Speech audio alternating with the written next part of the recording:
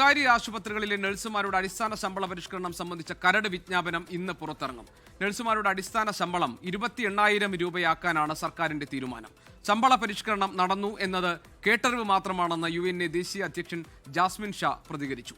വർധനവ് അംഗീകരിച്ചുകൊണ്ടുള്ള ഒരു ഉത്തരവും സർക്കാരിൽ നിന്ന് ലഭിച്ചിട്ടില്ല. ശമ്പളം അക്കൗണ്ടിൽ വീഴാതെ സമരത്തിൽ വിട്ടുവീഴ്ചയില്ല. നടപടിയില്ലെങ്കിൽ 9-ാം തീയതി മുതൽ അത്യാഹിത വിഭാഗങ്ങൾ ഉൾപ്പെടെ ബഹിഷ്കരിക്കുമെന്നും ജാസ്മിൻ ഷാ മുന്നറിയിപ്പ് നൽകി. ഞങ്ങളെ സംബന്ധിച്ചിടത്തോളം ഈ ശമ്പള പരിഷ്കരണം നടന്നു എന്നുള്ളത് കേട്ടറിവ് മാത്രം. ഞങ്ങളെ സംബന്ധിച്ച് രേഖാമൂലമുള്ള ഒരു ഉറപ്പ് ഞങ്ങൾക്ക് കിട്ടിയിട്ടില്ല. ഗവൺമെൻറ് സൈറ്റുകളിൽ വന്നിട്ടില്ല. അപ്പോൾ ആകെ ചാനലുകൾ വന്ന അതും ചാനലിന് വ്യത്യസ്തമായിട്ടുള്ള തുകകളാണ് കോട്ട് ചെയ്യപ്പെടുന്നത് പലരും. അപ്പോൾ ഞങ്ങളെ സംബന്ധിച്ച് കൃത്യമായിട്ടൊരു സംഗതി കിട്ടണം. ഞങ്ങളുടെ ആവശ്യം എന്നുള്ളത് 40,000 രൂപ അടിസ്ഥാന ശമ്പളമാക്കണം. പക്ഷേ ഇലക്ഷൻ വളരെ പടിവാതിലേക്ക് എത്തി നിൽക്കുന്നതിനുള്ള ബോധ്യവും ഞങ്ങൾക്കുണ്ട്. ഇപ്പോൾ ശമ്പള പരിഷ്കരണം നടത്താൻ അല്ലെങ്കിൽ കൊടുക്കാൻ തയ്യാറാവില്ല എന്ന് പറഞ്ഞ് കുറേ മാനേജ്മെൻറ്റ് വരുന്നുണ്ട്. അപ്പോൾ ഇതേ മാനേജ്മെൻറ്റാണ് കുറച്ച് മുമ്പ് സർക്കാർ വിജ്ഞാപനം ഇറക്കിയാൽ ഞങ്ങൾ നൽകാൻ തയ്യാറാണെന്നുള്ള അറിയിച്ചത്. അപ്പോൾ സ്വാഭാവികമായിട്ട് ഈ ശമ്പളം ഞങ്ങളുടെ ഓരോരുത്തരുടെയും അക്കൗണ്ടുകളിൽ എത്തണം. അത് ലഭിക്കുന്നവരെ ഈ സമരത്തുണ്ട്. ദിലിഷ തിലകൻ ഞങ്ങളുടെ പ്രതിനിധിയുണ്ട് കോഴിക്കോട്ട് നിന്ന് വിവരങ്ങളുമായി. ദിലിഷ, ഈ ശമ്പള പരിഷ്കരണം നടപ്പാക്കിയെന്ന വിവരം മാധ്യമങ്ങളിലൂടെ അറിഞ്ഞു എന്നല്ലാതെ ഒരു വിവരവും ഒരു രേഖാമൂലം ഒരു അറിയിപ്പും ഞങ്ങൾക്ക് കിട്ടിയിട്ടില്ല. അതുകൊണ്ട് അതുണ്ടാകാതെ സമരത്തിൽ തന്നെ തുടരും എന്നാണല്ലോ UNA വ്യക്തമാക്കുന്നത്. നഴ്സുമാരുടെ സമരത്തിന്റെ ദിശ എങ്ങോട്ടാണ്? എന്താണ് ഇപ്പോൾ അവർ ഒടുവിൽ പറയുന്നത്? ഇന്ന് സർക്കാരിന്റെ വിജ്ഞാപനം ഇറങ്ങാൻ പോകുന്നു. സമരരംഗത്ത് നിന്ന് അങ്ങനെയെങ്കിൽ അവർ പിൻവാങ്ങുമോ?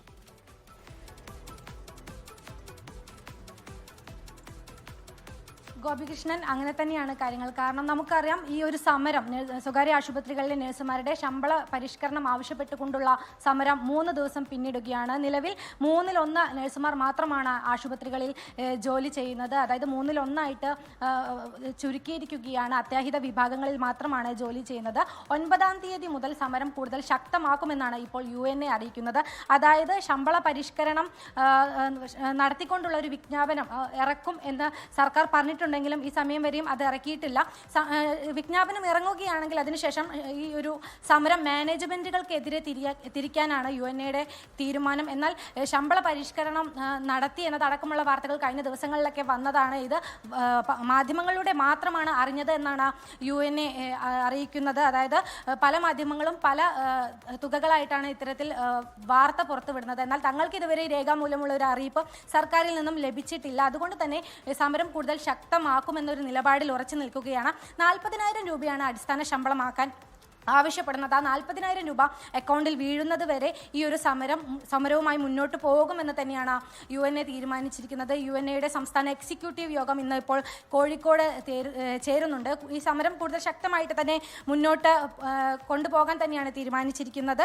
ശമ്പളം അക്കൗണ്ടിൽ വീഴാതെ ഈ സമരത്തിൽ നിന്ന് പിന്നോട്ടില്ല എന്നൊരു തീരുമാനത്തിലാണ്. 9-ാം തീയതി മുതൽ നിലവിൽ ജോലിയിലുള്ള നഴ്സുമാരെ 1/1 മാറ്റിയിരിക്കുകയാണ്. ആ നിലവിൽ ജോലി ചെയ്യുന്ന നഴ്സുമാരെ കൂടി ഒരു ജോലിയിൽ നിന്നും ആശുപത്രി ഡ്യൂട്ടിയിൽ നിന്നും പിന്നോട്ട് നിർത്തുമെന്നാണ്. പൂർണ്ണ ബഹിഷ്കരണം എന്ന് തന്നെയാണ് ഇപ്പോൾ UNA അറിയിക്കുന്നത്.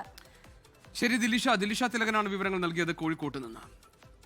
ലോകത്തെവിടെയായാലും ഏത് സമയത്തും 24 വാർത്തകളും ഓഗ്മെന്റഡ് റിയാലിറ്റി പാക്കേജുകളും എക്സ്പ്ലെയിനറുകളും വിശദമായി കാണാൻ ഞങ്ങളുടെ YouTube ചാനൽ നിങ്ങൾക്ക് സബ്സ്ക്രൈബ് ചെയ്യാം.